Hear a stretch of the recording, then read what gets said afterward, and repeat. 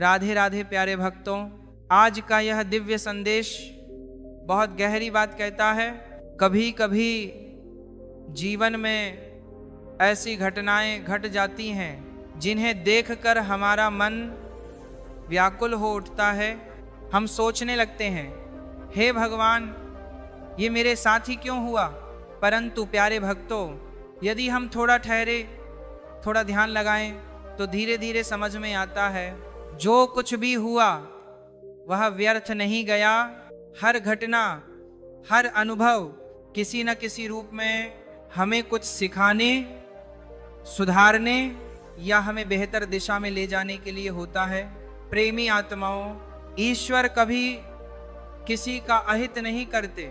उनकी लीला चिंत्य है, उनकी योजना अलौकिक है, परंतु हम अपनी छोटी सी बुद्धि से उस लीला को समझ नहीं पाते। हमारी दृष्टि सीमित है, परंतु भगवान की दृष्टि असीम है। इसलिए जब कभी जीवन में कुछ उल्टा पुल्टा लगे तो घबराना नहीं, टूटना नहीं, बल्कि स्मरण करना, जो होता है अच्छे के लिए होता है। भक्तों, यह केवल कहने की बात नहीं है, एक जीवन दर्शन है, एक आध्यात्मिक दृष्टिकोण है। जो इस सत्य को समझ लेता है उसके जीवन से शिकायतें समाप्त हो जाती हैं। वह परिस्थितियों को दोष नहीं देता, बल्कि उनमें अवसर खोजने लगता है। आज इसी भाव को समझाने के लिए एक बहुत सुंदर कथा सुनिए, ध्यान पूर्वक सुनिए, क्योंकि यह कथा हमें सिखाती है कैसे भगवान हमारी छोटी छोटी परिस्थितियों के माध्यम से हमें बड़ी शिक्षा दे देते हैं। एक बार की बात है, एक राजा था, बुद्धिमान, न्यायप्रिय, लेकिन बहुत चिंताग्रस्त भी। राज्य बड़ा था, जिम्मेदारियां भी भारी थीं। उसके महल के पास एक विशाल बाग था जिसमें तरह तरह के फल लगे थे, आम, अमरूद, नारियल, अंगूर, सेब, सब फलों से लदा हुआ वह बाग मानो स्वर्ग का टुकड़ा लगता था। उस बाग का एक बहुत विनम्र सेवक था, नाम उसका माधव। माधव प्रतिदिन सुबह सुबह उठकर बाग में जाता, वृक्षों को प्रणाम करता, पानी देता और फल तोड़कर राजा के लिए टोकरी में भरता। प्यारे भक्तों, यही सच्ची सेवा है। जब हम अपने कार्य को ईश्वर की पूजा मान लेते हैं। माधव का मन बड़ा शांत था, वह हर फल तोड़ते समय भी भगवान का नाम लेता। जय श्री हरि प्रभु, आपकी कृपा से ये फल पके हैं। एक दिन बाग में 3 तरह के फल एक साथ पके, नारियल, अमरूद और अंगूर। माधव सोच में पड़ गया, आज राजा के लिए कौन सा फल ले जाऊं, क्योंकि राजा को हर दिन कुछ नया पसंद था।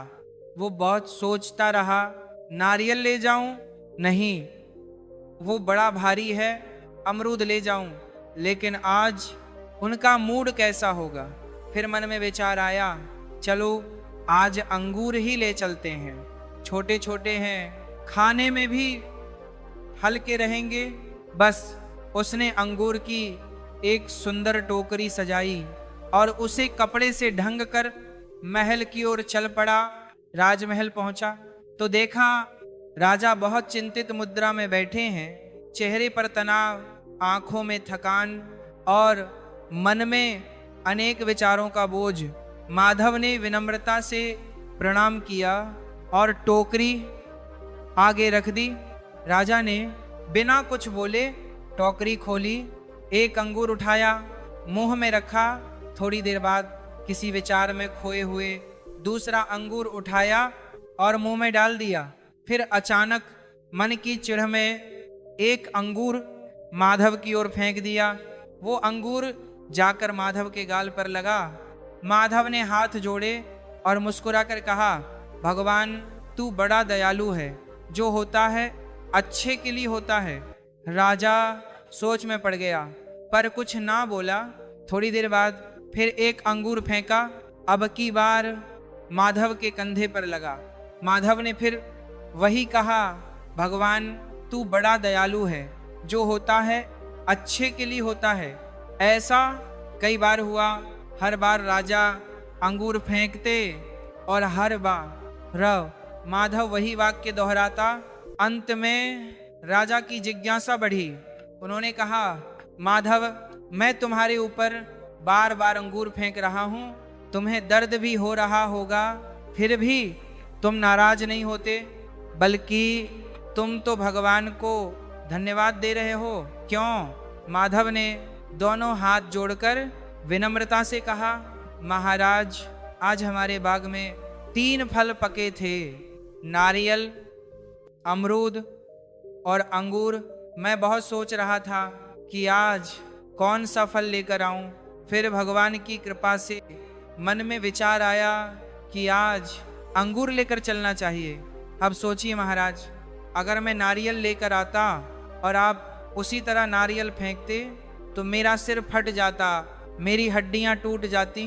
परंतु भगवान ने समय पर मेरी बुद्धि ऐसी कर दी कि मैं अंगूर लेकर आया। अब बताइए महाराज, क्या भगवान दयालु नहीं है? यह सुनकर राजा की आंखें नम हो गईं। उन्होंने सोचा, सचमुच ये तो मेरी आंखें खोल देने वाली बात है। मैं क्रोध और चिंता में इतना डूब गया कि एक भक्त का दर्द तक नहीं देखा, पर वह भक्त फिर भी भगवान की दया देखता रहा। राजा ने तत्काल माधव से क्षमा मांगी और उसे इनाम दिया, और उस दिन से राजा का दृष्टिकोण बदल गया। अब जब कभी राज्य में कोई कठिनाई आती तो वह अपने आप से कहता, जो होता है अच्छे के लिए होता है। प्यारे भक्तों, ये कथा केवल एक सेवक और राजा की कहानी नहीं है, ये हमारे भीतर के राजा और सेवक की कहानी है। राजा हमारे अहंकार और चिंताओं का प्रतीक है, और माधव हमारे भीतर की श्रद्धा और समर्पण का। जब अहंकार शासन करता है तो मन में क्रोध आता है, शिकायतें आती हैं, हर बात में विरोध दिखता है। लेकिन जब श्रद्धा शासन करती है तो हर घटना में अर्थ दिखने लगता है, हर परिस्थिति कुछ सिखाने लगती है। हम तब भी मुस्कुराते हैं जब संसार हमें अंगूर की तरह चोट पहुंचाता है, क्योंकि हमें विश्वास होता है यह भी प्रभु की योजना का एक हिस्सा है। प्रेमी आत्मा हूं, कभी कभी हमें लगता है कि जीवन हमारे विरुद्ध चल रहा है, लेकिन सच्चाई यह है कि जीवन हमें कहीं बेहतर ले जा रहा होता है। बस हमें थोड़ा धैर्य रखना होता है। जैसे माँ अपने बच्चे को इंजेक्शन लगवाती है, बच्चा रोता है, सोचता है माँ मुझे दर्द दे रही है, परंतु माँ जानती है कि यह दर्द उसके भले के लिए है। वैसे ही भगवान हमारे जीवन में कभी कभी दर्द देते हैं, परंतु वह दर्द हमें भीतर से मजबूत बनाने के लिए होता है। भक्तों, कभी कभी नौकरी छूट जाती है, रिश्ता टूट जाता है, व्यापार में घाटा हो जाता है और हम टूट जाते हैं। हम सोचते हैं अब सब खत्म हो गया, अब आगे कुछ नहीं बचा। परंतु कुछ समय बाद पता चलता है कि वही घटना हमें एक नए मार्ग पर ले गई, जहां हमारा वास्तविक भला हुआ। यही है प्रभु की लीला। वह जो भी करते हैं वह हमारे उत्थान के लिए करते हैं। साधक जनों, जीवन में जब भी कुछ विपरीत हो तो मन में यह भाव रखिए, प्रभु जो आप कर रहे हैं वही मेरे लिए श्रेष्ठ है। यह भाव सिर्फ बोलने से नहीं आता, ये भक्ति से आता है, विश्वास से आता है और समर्पण से आता है। अब सोचिए माधव को कैसे यह भाव आया कि जो होता है अच्छे के लिए होता है, क्योंकि उसका मन निष्काम सेवा और भक्ति में लगा था। जो व्यक्ति निष्काम भाव से भगवान का स्मरण करता है उसका मन शांत रहता है, बुद्धि स्थिर रहती है, और जब बुद्धि स्थिर हो जाती है तब वह हर परिस्थिति में अच्छा देख पाता है। प्यारे भक्तों, शास्त्रों में कहा गया है शुभम भवतु कर्मणाम, अर्थात हर कर्म का उद्देश्य शुभ हो, लेकिन शुभ तब होता है जब मन में आस्था हो। कभी कभी लोग कहते हैं हमने भक्ति की फिर भी दुख मिला। अरे बेटा, दुख का मिलना ही शायद तेरा सुधार था। कभी कभी भगवान हमारे जीवन से किसी व्यक्ति को, किसी वस्तु को किसी स्थिति को इसलिए निकाल देते हैं क्योंकि वह हमारे आगे बढ़ने में बाधा थी, लेकिन हम उसे हानि समझ लेते हैं, जबकि वह वास्तव में अनुग्रह होता है। भक्तों, अगर आज आप अपने जीवन में किसी कठिनाई से गुजर रहे हैं तो ये कथा याद रखिए, हर चोट, हर असफलता, हर बिछोह आपको किसी ऊंचाई पर ले जाने के लिए ही आया है।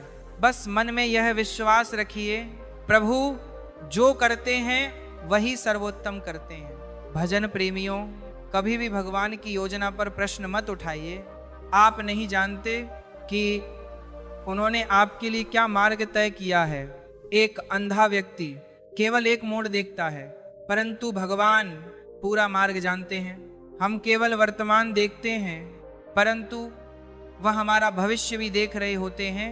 इसलिए हर सुबह उठकर मुस्कुराइए और कहिए, हे प्रभु, आज भी जो होगा अच्छे के लिए होगा। यह भाव रखते रखते एक दिन ऐसा आता है जब जीवन की हर स्थिति आपको सिखाने लगती है, गिराने नहीं। और जब ऐसा हो जाता है तब जीवन प्रवचन बन जाता है, हर अनुभव शिक्षा बन जाता है और हर परिस्थिति भक्ति का अवसर बन जाती है। प्यारे भक्तों, इस कथा का सार यही है, जो होता है वह अच्छे के लिए होता है। यह वाक्य सिर्फ बोलने के लिए नहीं बल्कि जीने के लिए है। हर भक्त यदि इसे अपने जीवन में उतार ले तो न क्रोध रहेगा, ना भय रहेगा, ना चिंता रहेगी, फिर केवल एक भाव रहेगा, प्रभु आप जो भी करें मुझे स्वीकार है। यहाँ तक कि जब जीवन में सबसे बड़ी कठिनाई आए तो भी यह कहना मत भूलिए, भगवान तू बड़ा दयालु है, क्योंकि वही कठिनाई आगे चलकर आपके लिए वरदान साबित होगी। जीवन में जब भी कुछ समझ में ना आए, जब भी मन घबरा जाए, जब भी परिस्थितियां उलझन पैदा करें, तो एक बार इस कथा को स्मरण कर लेना और मन में कह देना, प्रभु मुझे भरोसा है, जो हो रहा है वह मेरे अच्छे के लिए हो रहा है। इस भाव के साथ जब आप आगे बढ़ेंगे तो देखिएगा कठिनाइयां भी आपको मजबूत बनाने लगेंगी, मजबूत बनाने लगेंगी। आपको तोड़ने नहीं, आपको गिराने नहीं, बल्कि आपको भीतर से निखारने लगेंगी। धीरे धीरे आप महसूस करेंगे कि जिन परिस्थितियों से आप कभी डरते थे, जिनसे बचने की कोशिश करते थे, अब वही परिस्थितियां आपकी सबसे बड़ी गुरु बन गई हैं। क्योंकि अब आप हर घटना से पूछते नहीं मेरे साथ ऐसा क्यों हुआ, बल्कि आप कहते हैं प्रभु इसमें मुझे क्या सिखाना है। और यही वह क्षण होता है जहां से जीवन बदलना शुरू होता है। भक्तों, जब मन शिकायत छोड़ देता है तो शांति स्वयं आने लगती है। जब अपेक्षाएं टूट जाती हैं तो आनंद बिना बुलाए चला आता है, क्योंकि तब आप समझ जाते हैं कि जीवन में जो भी आया, जो भी गया, वह सब प्रभु की अनुमति से ही हुआ। और जहां प्रभु की अनुमति हो वहां अन्याय हो ही नहीं सकता।